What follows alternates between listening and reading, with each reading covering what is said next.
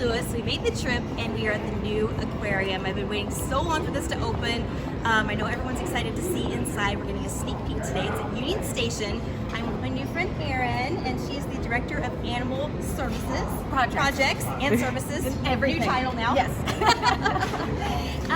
What does your logo stand for? We've got different animals. We do. So our logo has 4 of kind of some of the more iconic animals that we have in here. So if you take a look up, starting in the very center, we have our river otter. Moving clockwise, so over to the right, we have a shark. Down at the very bottom, a lot of people miss it, is a stingray. And then all the way back up on the left-hand side is a seahorse. So just a simple representation of the different types of animals that we have here at the aquarium, both freshwater and saltwater.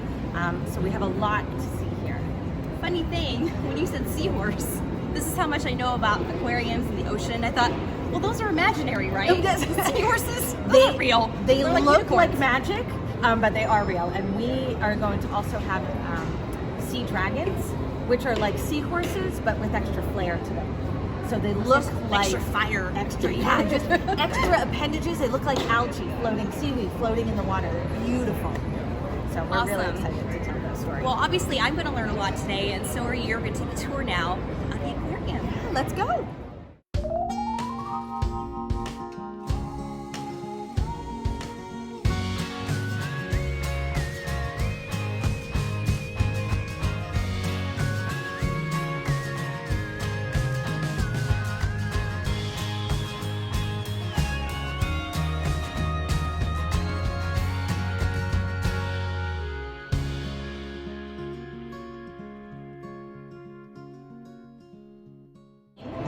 We have replaced all of the windows with LED screens. And while the train stays stationary, through the magic of technology, you feel like you're moving. And these guys are amazing animals. They've been swimming in waters for millions of years.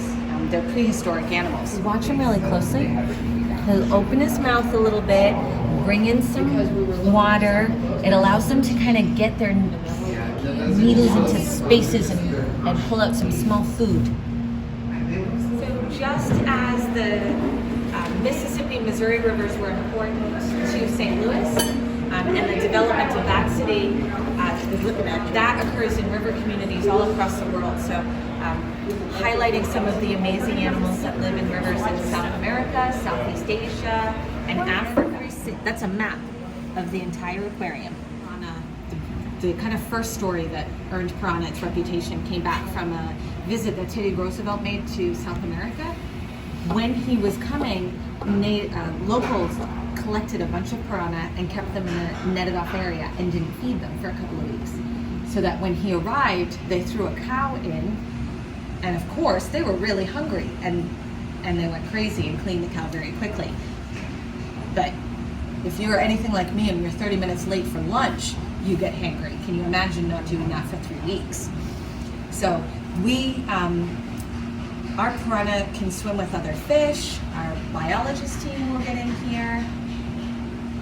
So it's making sure that we're keeping them as well fed as they require. So you're like a PR team for piranha. We're trying to change that story a little bit.